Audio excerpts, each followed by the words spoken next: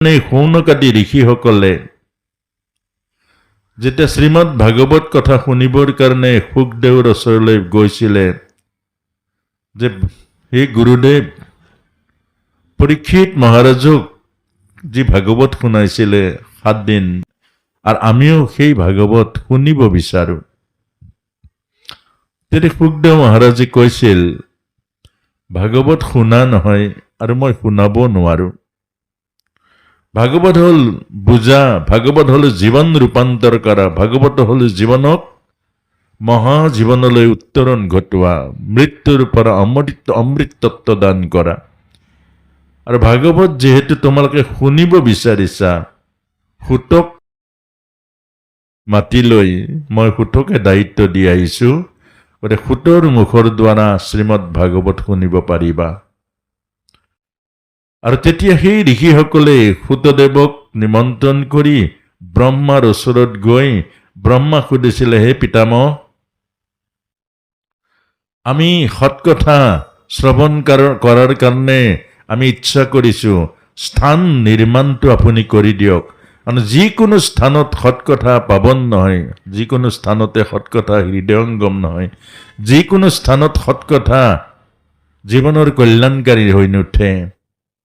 আৰু তেতিয়া এটি নিমিষৰ মাজেৰে চকা এটা বনাই চকাটো চলাই দিছিলে, যোৱা এই চকাটো যি স্থানত ৰব সেই স্থানে পবিত্ৰ, আৰু সেই স্থানতে সৎকথা শ্ৰৱণ কৰিব পাৰিবা।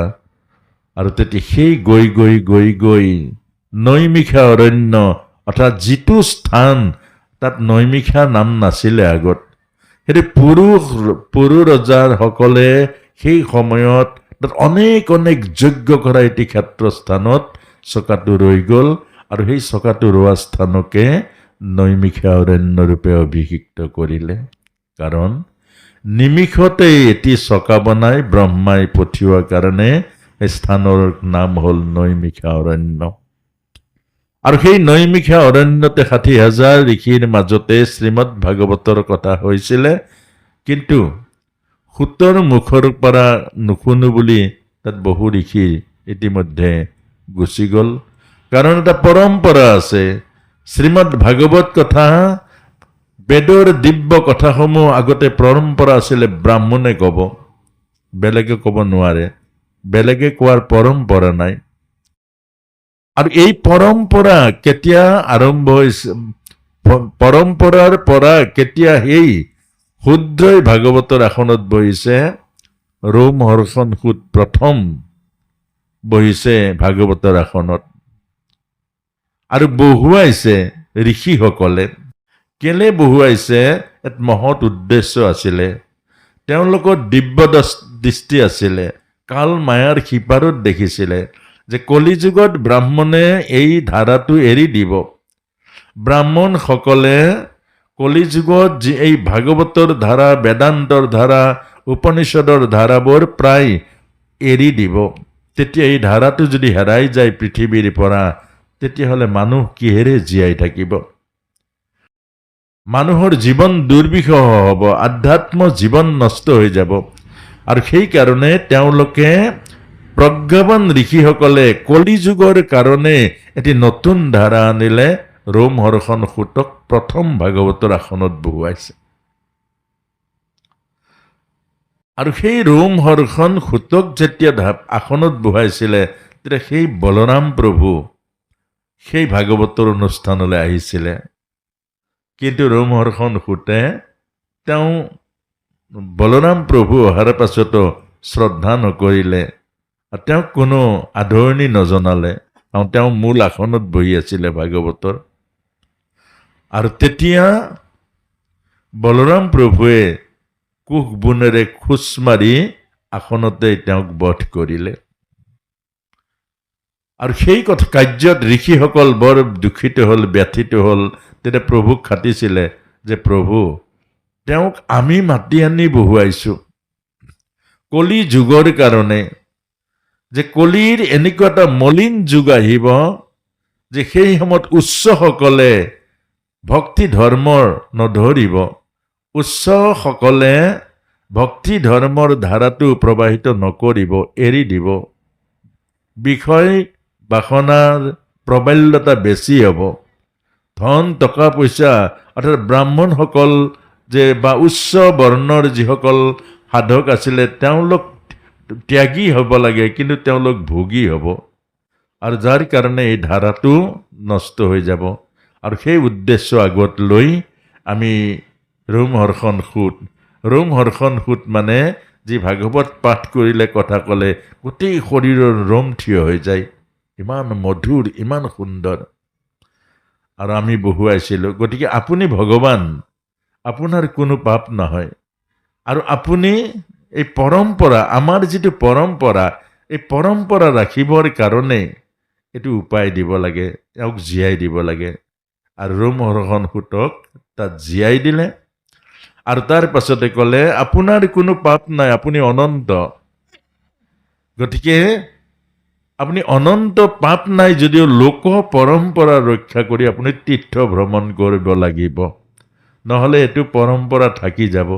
আৰু সেইকাৰণে বলৰাম প্ৰভু তীৰ্থ ভ্ৰমণলৈ গুচি গ'ল আৰু সেই ৰোমহৰ্ষণ সূতক জীয়াই তুলিলে। আৰু সেই তেতিয়াৰ পৰাই নৱবৈষ্ণৱ আন্দোলনৰ মূল বীজ স্থাপন হৈছে। আৰু তাৰ পাছতে তেওঁৰ পুত্ৰ সৌতী আহিলে, সৌতী মানে সূত আহিলে। আৰু সেই সূতে পৰীক্ষিত মহাৰাজক ভাগৱত কওঁতে শুনিলে আৰু সুখদেৱে আজ্ঞা দিলে। এই ভাগৱত বা আধ্যাত্মিক কথাবোৰ সদায় আজ্ঞাপৰ। আজ্ঞা নোহোৱাকৈ নিজাকে কৰিলে আপুনি পৰিপূৰ্ণতা নাপাব, উপলব্ধি কৰিব নোৱাৰিব, জীৱনৰ তত্ত্ব ৰহস্যবোৰ অনুভৱ কৰিব নোৱাৰিব। ভাগৱতৰ সকলোতকৈ মূল বস্তুটোৱেই ৰহস্য।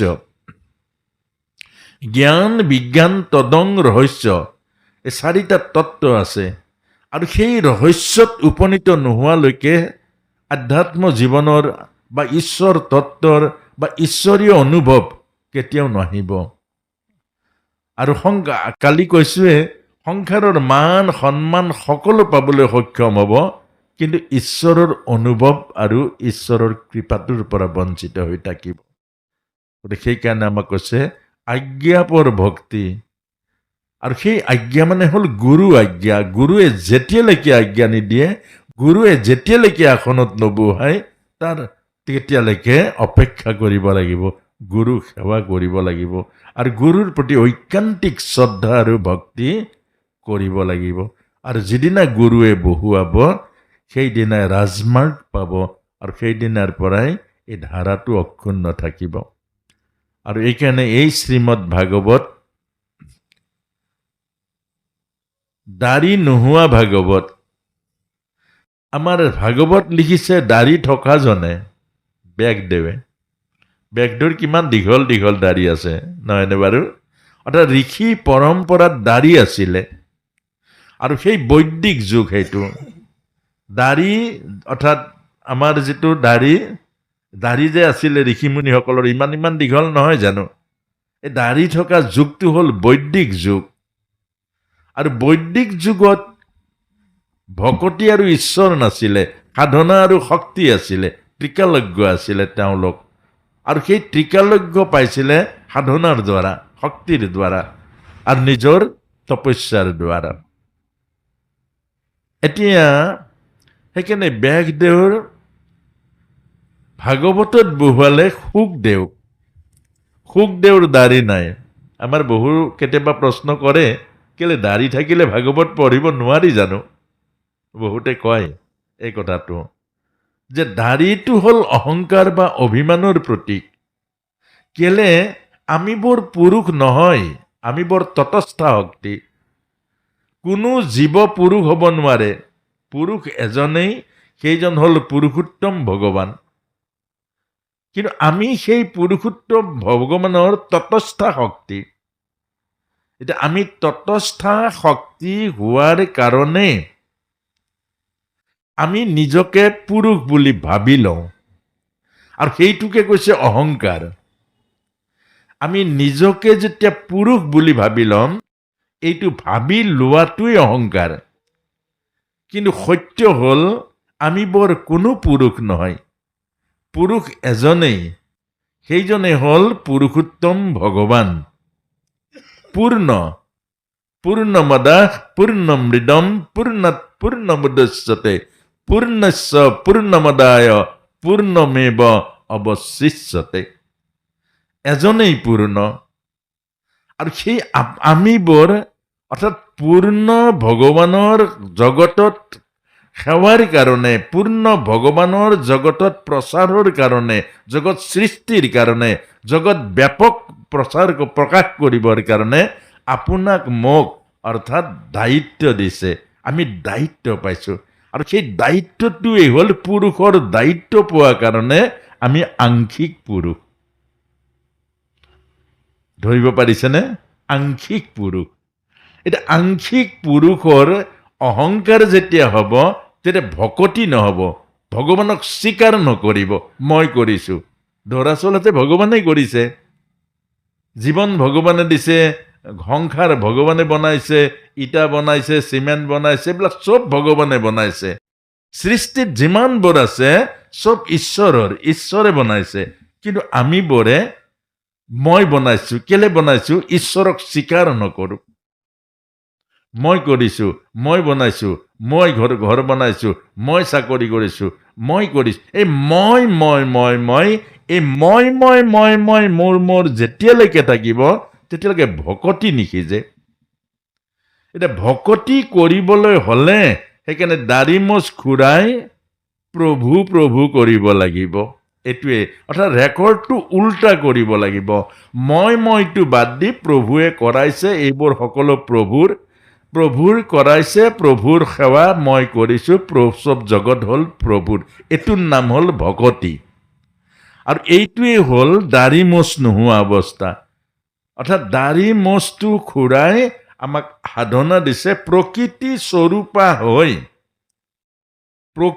স্বৰূপা হৈ এগৰাকী নাৰীৰ হৃদয়খন পাবলৈ হ'লে প্ৰকৃতি সাধনা কৰিব লাগিব, মানে নাৰী সাধনা কৰিব লাগিব। কেলে? নাৰীৰ মাজত আছে প্ৰেম, কৰুণা, দয়া, ক্ষমা, ধৈৰ্য, সহনশীলতা। এতিয়া পুৰুষৰ মাজত আছে অহংকাৰ আৰু অভিমান। এই অহংকাৰ আৰু অভিমান দূৰ কৰিবৰ কাৰণে, অহংকাৰ আৰু অভিমানক মাৰিবৰ কাৰণে ভকতি সাধনা কৰিব লাগিব। আৰু ভকতি সাধনা কৰিবলৈ প্ৰকৃতি স্বৰূপা, আৰু প্ৰকৃতি স্বৰূপাই হ'ল দাড়ি মোচ থাকিব নালাগিব। আৰু প্ৰকৃতি স্বৰূপা যদি আপুনি সাধনা কৰে, এজন পুৰুষ কিন্তু প্ৰকৃতি হৈ যাব। চাব, আউনীআটীত এজন আছিলে আকৌ আগতে, তেওঁৰ মাত, কথা, আচাৰ, ব্যৱহাৰ চব প্ৰকৃতি। মানে যাওঁতে সুধিব, আমি আছোঁ আৰু জপাৰ কাপোৰৰ নিচিনা জাপি আছোঁ, আমাক কেতিয়া নিব প্ৰভুহে জানিব, আৰু প্ৰভুলৈ অপেক্ষা কৰি আছোঁ। এইটো ৰামকৃষ্ণ পৰমহংস মেন্স হৈ গৈছিলে গোপী সাধনা কৰাৰ কাৰণে। তেওঁ গোটেই মেন্স স্তনত দুগ্ধ হৈছিলে। অৰ্থাৎ এইটো প্ৰকৃতি সাধনা যেতিয়া কৰিব, আপোনালোকে চাব, যিসকল পুৰুষ, যিসকল ভকত অৰিজিনেল মানে সাধনাৰ ভকত চাব, তেওঁলোকক দেখাত প্ৰকৃতিৰ নিচিনা হৈ যায়, চুলি দীঘল হৈ যায়, আচৰণবোৰ সেৱা হৈ যায়। সেৱা যিমান কৰিব আনন্দ হৈ যায়। আপোনালোকে চাব, যিমান সেৱা কৰে সিমান তেওঁলোকে আনন্দ পায়, প্ৰকৃতি স্বৰূপা হৈ যায়। এইটোৱেই হ'ল ভকতি। আৰু সেইকাৰণে শ্ৰীমদ ভাগৱতৰ এই বেদান্ত যুগৰ পাছতেহে ভক্তি আহিছে। আৰু সেই ভক্তি হ'ল, এই কথাখিনি আমি জানিব লাগিব। এটা আমাক গুৰুজনাই এইটো শিকাইছে। কিন্তু এই ভাগৱত হ'ল জ্ঞান ভাগৱত। জ্ঞান ভাগৱতত বক্তাজনো জ্ঞানহে বিলায়, ইয়াত ভকতিতকৈ জ্ঞান প্ৰধান। কিন্তু যদি পাঠৰ ভাগৱত বা ভকতৰ মাজত কৰে, সেইটো ভক্তি ভাগৱত। তাত আকৌ 3 বস্ত্ৰ ল'ব লাগিব, তাত আকৌ এই দাড়ি মোচ থাকিব নালাগিব। সেয়া হ'ল ভক্তিৰ, আৰু এয়া হ'ল জ্ঞানৰ। ভগৱান কৃষ্ণই কৈছে, জ্ঞানে জীৱনক ৰূপান্তৰ কৰে, কিন্তু জ্ঞানৰ লগত ভক্তি সাধন কৰিলে জীৱনক ঈশ্বৰমুখী কৰে। ভক্তিবিহীন জ্ঞানে পণ্ডিত কৰে, জীৱনৰ সত্যক নাপায়, ঈশ্বৰক নাপায়। দুটা দিশ। সেইকাৰণে জ্ঞান, কৰ্ম আৰু ভক্তি গীতাৰ পৰিপূৰক এই তিনিটা সংস্কৃতি। এইখিনি আজি প্ৰথম শ্ৰীমদ ভাগৱতৰ অমৃত ৰূপে আমি প্ৰত্যেক দিনাই এটা এটা গীতাৰ অমৃতবাণী বা ভাগৱতৰ অমৃতবাণী আমি আলোচনা কৰোঁ। আজি এইকণকে প্ৰভুৱে কোৱালে। অৰ্থাৎ এই বাণীসমূহ মনত ৰাখিব, এই বাণীসমূহ জুকুৱাই অহা নাযায়। প্ৰভুৱে যিদিনাই যি মন যায় আপোনাক শুনাই। ভক্তৰ কাৰণেহে এই ভগৱানৰ এই দিব্য আসনখন। আৰু সেইকাৰণে এতিয়া আজি এইখিনিকেই প্ৰভুৱে কোৱালে আৰু আমি এইখিনি কথাই আজি জানিলোঁ। আৰু এই কথাখিনি অৰ্থাৎ আৰু এটা কথা কৈছে, ভাগৱতত যি নাই সৃষ্টিত আৰু সেইটো ক'তো নাই আকৌ। অৰ্থাৎ সেইকাৰণে ভাগৱতত প্ৰশ্ন নাই। এজন শ্ৰোতাই ভাগৱতত প্ৰশ্ন কৰিব নালাগে। নালাগে মানে প্ৰশ্ন কৰাৰ থল নাই, কিন্তু পাৰিব প্ৰশ্ন কৰিবলৈ। আজি আহিলে, অকণমান আহিলে, তাৰপিছত নাহে, সেইজনৰ প্ৰশ্ন থাকিব। সেইজনৰ প্ৰশ্নৰ উত্তৰ দিও লাভ নাই। কিন্তু 7 দিন শুনক, সৃষ্টিৰ যিমানবোৰ প্ৰশ্ন আছে চব উত্তৰ আপুনি পাই যাব, আৰু বেলেগকে প্ৰশ্ন আপোনাৰ জীৱনত নাথাকে। এই কথাটোকে আমাক কৈছে। এতিয়া আমি আহিছোঁ শ্ৰীমদ ভাগৱতৰ কালি এৰি অহা 10ম স্কন্ধৰ শিশুলীলা। ভগৱান কৃষ্ণৰ শিশুলীলা কালি কাহিনীটো প্ৰায় অলপ অলপ আলোচনা কৰিছোঁ যে ভগৱান কৃষ্ণ গোকুললৈ জন্ম হ'ল মথুৰাত। আচ্ছা, পালন হ'ব গ'ল, ভগৱান কৃষ্ণ গ'ল গোকুললৈ। তাৰ মানে কি? মন মথুৰা, দেহ দ্বাৰকা, হৃদয় বৃন্দাবন। মন মথুৰা, মনৰ মাজত কংস আছে, আৰু কংস য'ত থাকে তাত কৃষ্ণ নাথাকে, মনত ৰাখিব। মন মথুৰা, আৰু মথুৰাত কৃষ্ণ আছে, কিন্তু কংস আছে। কিন্তু তাত আৰু এটা কথা, মথুৰাৰ আৰু এটা নাম আছে, এইটো মধুপুৰ। তাত মধুও আছে। কেলে? উগ্ৰসেন, অক্ৰূৰ, এইবোৰ হ'ল উদ্ধৱ, এইবিলাক মথুৰাত আছে আকৌ। এইবোৰ মধু আছে। কিন্তু মধু আছে হয় কংসৰ কাৰণে গোটেইবোৰ নিষ্প্ৰভ হৈ আছে। এতিয়া ভগৱান কৃষ্ণ সেইকাৰণে কংসক মাৰিবলৈ গৈছেগে। আমাৰ ভিতৰতো অক্ৰূৰো আছে, আমাৰ ভিতৰত উগ্ৰসেনো আছে, আমাৰ ভিতৰতো মধু আছে, কিন্তু আমি মধু নাপাওঁ। কেলে নাপাওঁ? কংসৰ কাৰণে নাপাওঁ। কংস মানে মন। সেইকাৰণে মন মথুৰা, দেহ দ্বাৰকা, হৃদয় বৃন্দাবন। আৰু এই হৃদয়ৰ প্ৰেমৰ মাজতে বৃন্দাবন আছে। এতিয়া ভগৱান কৃষ্ণ সেইকাৰণে মথুৰাত নাথাকে। মথুৰাত নাথাকিলে তেওঁ, কিন্তু কংসক মাৰিবৰ কাৰণেহে মথুৰালৈ আহিছে। এতিয়া গোকুললৈ কেলে গ'ল? ইয়াৰ পৰমাৰ্থ তত্ত্ব হ'ল, যাৰ হৃদয়ত উচ্চ নিচ ভাৱ নাই, অৰ্থাৎ পৰমাৰ্থিকত নিজলৈ আহিব আৰু সাংসাৰিকত সমাজখনলৈ আহিব। অৰ্থাৎ যি স্থানত হ'লে আমাৰ গাঁওখনত হ'ব বা আমাৰ সমাজত হ'ব, বা ব্যক্তিগত হ'লে সাধনাৰ দ্বাৰা আপোনাৰ নিজৰ হ'ব।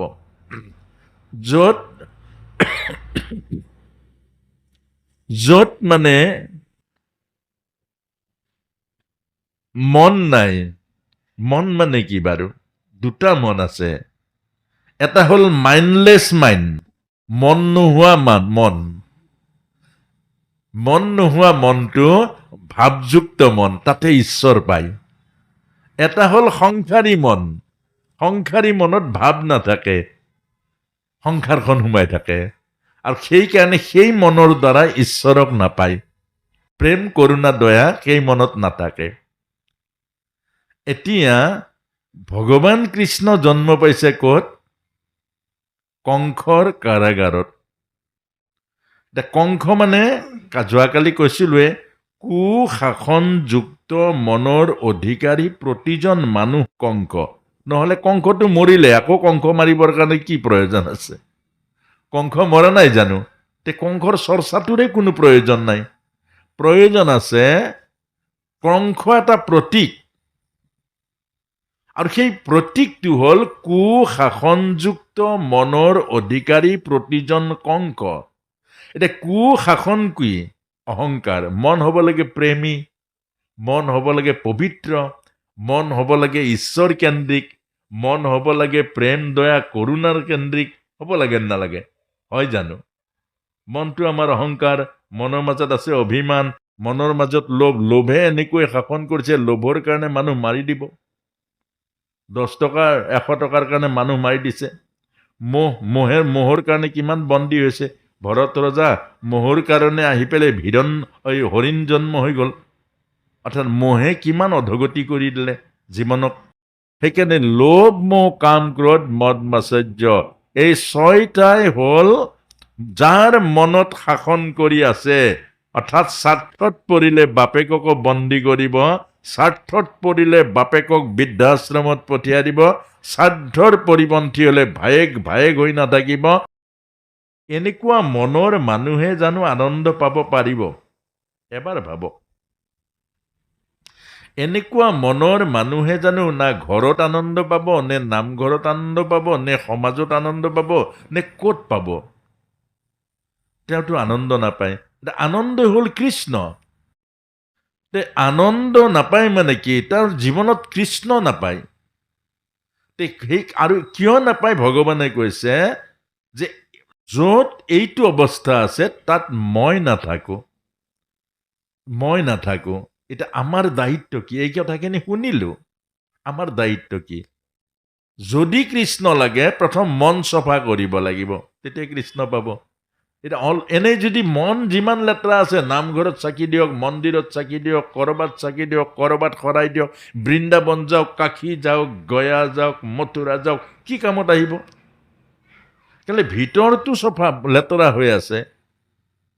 ভিতৰটো লেতেৰা হৈ আছে, বাহিৰত যিমান ঝাৰু মাৰক কাম হ'ব নেকি? এতিয়া আমাৰ দায়িত্ব হ'ল আমাৰ মনৰ জগতখনত কংস বিকাৰ মুক্ত হ'ব লাগিব।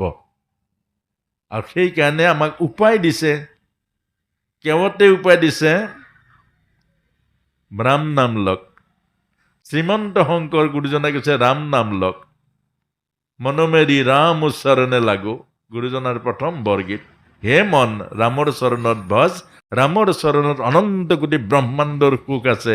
এই বিষয় বাসনাত এইবোৰ সুখ নাই, দুখ আছে। বুজাওক, মনক বুজাওক। ভজু মন ৰাম চৰণ সুখদায়ে।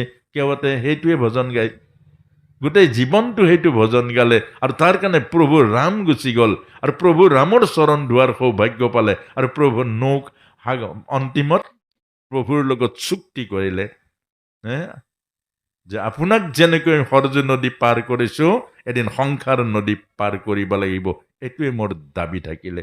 প্ৰভুৱে মানি ললে। আৰু এই কথাখিনিয়ে আমাক কৈছে, আমি মাত্ৰ মূল পইণ্টখিনি জানিব লাগে। আমি মূলটো জানিব লাগে। মূলটো নজনাকৈ 1000 বছৰ ভাগৱত শুনি থাকিলেও তাৰ পৰা কাম নহ'ব। কেলে য'ত লেতেৰা হৈ আছে তাত যদি চকু নিদিওঁ, বেলেগত চকু দিওঁ, আমি চকু দিওঁ বেলেগক, সংসাৰৰ মাজত। গতিকে আমাৰ এইকাৰণে প্ৰভু ভগৱন্তই কৈছে মই গকুললৈ যাওঁ।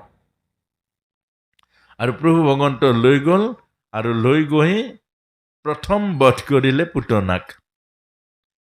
পুতনাটো বলি কন্যা আছিলে।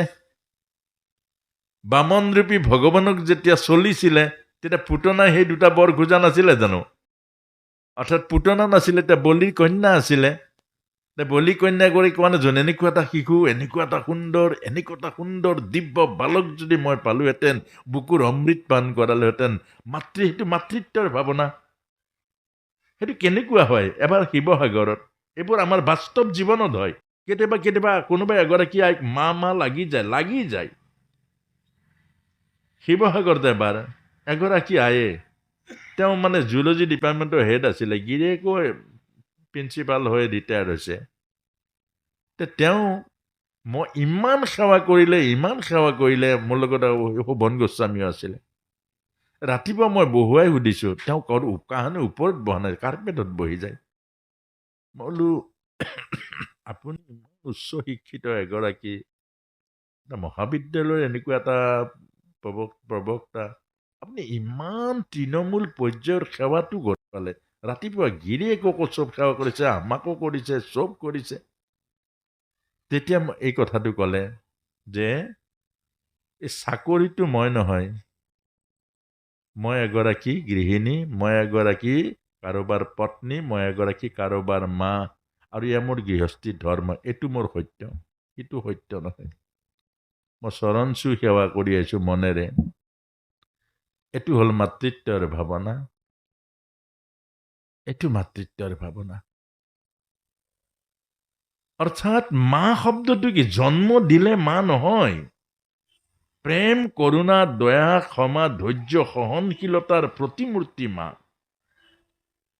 আপোনাক যেতিয়া কেতিয়াবা খাবলৈ দিয়ে এতিয়াও মনত আছে আজি 25 বছৰ হ'ল শিৱসাগৰত এজনী আয়ে মোক কিমান বুজাইছে যে তেওঁ লৈ গ'ল ভাগৱত শেষ হোৱাৰ পাছত লৈ গৈ মোক বুজাইছে যে আপোনাৰ জীৱনটো কিমান মূল্যৱান এইবোৰ কথা আমাৰ সমাজত কিমান দৰকাৰী আপুনি নিজক ৰাখিব লাগিব অন্ততঃ গাখীৰ খাব লাগিব ডেইলি আধা লিটাৰ আপুনি গাখীৰ খাব লাগিব 8-10 ঘণ্টা এইবিলাক কথা কৈছে গতিকে অন্ততঃ গাখীৰ খাব লাগিব জীৱনটো সুৰক্ষিত কৰি ৰাখিব লাগিব গাখীৰ এই ৰুটিখন কেনেকৈ ছিঙি গাখীৰত তিয়াব লাগে তিওৱাৰ পাছত সানিলে খাব লাগে কোমল কৰি মোক সেই ইমান বুজাইছে ভিতৰৰ পৰা গিৰিয়েকে মাত দিছে বোলে হেৰা শৰ্মা ডাঙৰ হ'ল এনেকৈ ক'লে তেতিয়া এইগৰাকী কৈছে হওক কি হ'ল আমি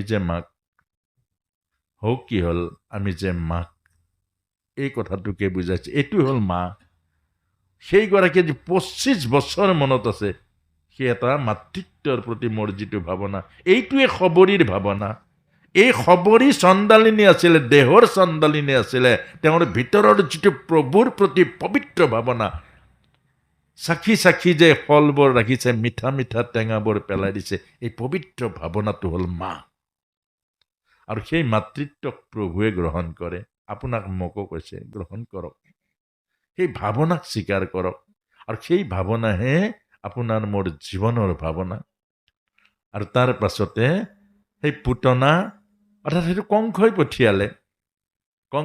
কংসই পঠিয়ালে এইটো নাটক পুতনা ৰাক্ষসী এইটো নাটক আমাৰো দুটা চৰিত্ৰ বাহিৰটো ৰাক্ষস আমিও কাজিয়া লাগিলে পইচাৰ কাৰণে লাগিলে আমিও ৰাক্ষসে হৈ যাওঁ কিন্তু ভিতৰত সেই প্ৰেম আছে তাৰ পাছতে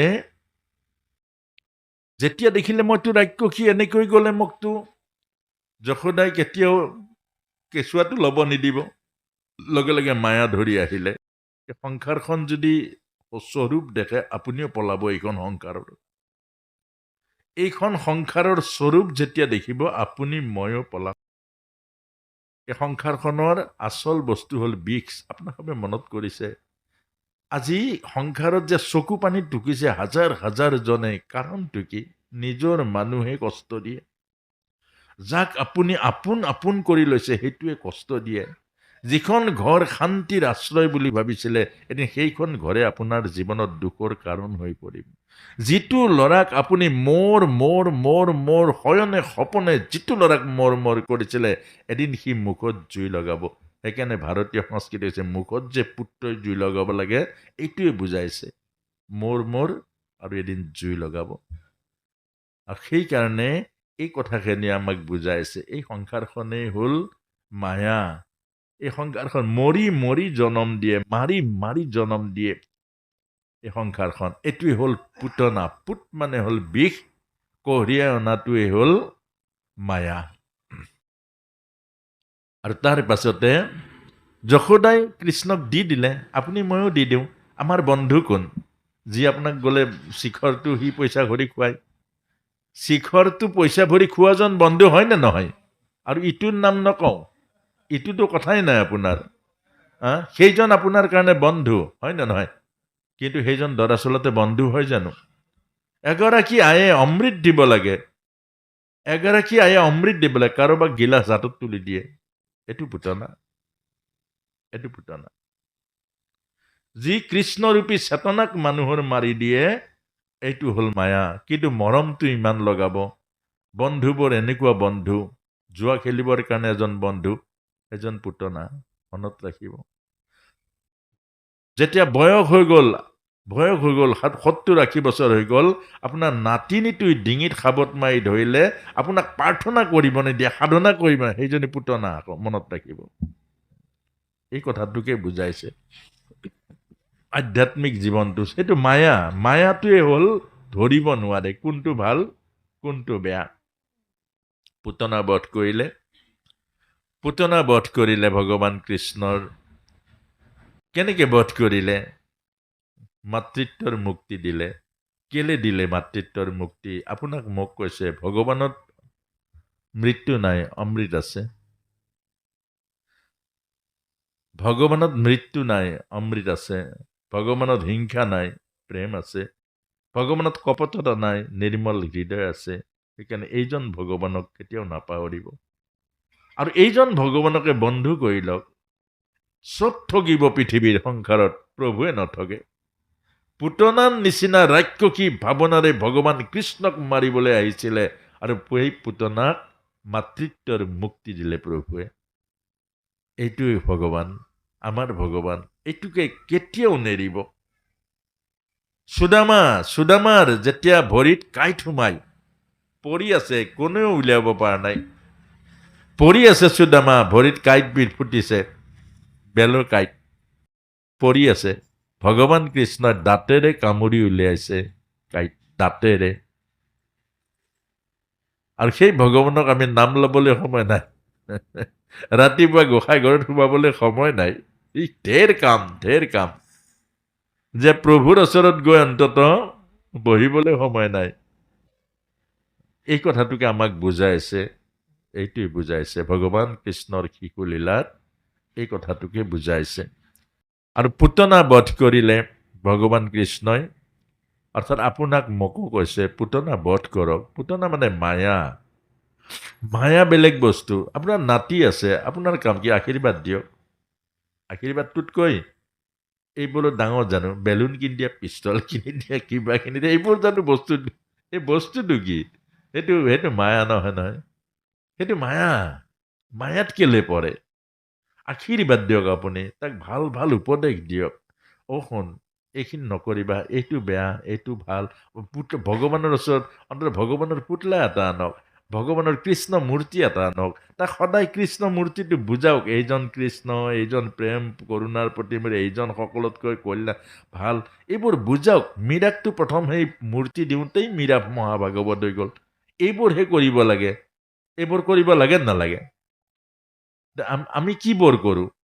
এই ল'ৰাটোকো নষ্ট কৰোঁ, বেলুন আনি দিওঁ, কিবা আনি দিওঁ নিদিওঁ, আৰু সেই তাকো নষ্ট কৰি নিজেও নষ্ট হওঁ, নিজৰো সেই অধগতি যাওঁ। আৰু কাৰণ কেলে আৰু সেইটো ভালেই পাওঁ, আৰু নাতিনী আহিল যেতিয়া গুৰু ঘৰত নোসোমালে হ'ব, গোসাঁই ঘৰত সোমাবলৈ এনেই বেয়া পাওঁ। এতিয়া এই কথাটোকে আমাক কৈছে, চিনাই দিছে ভাগৱতে পুতনা কি। গতিকে কোনে মাৰিবলৈ আহিছে এইটো বুজাই দিছে।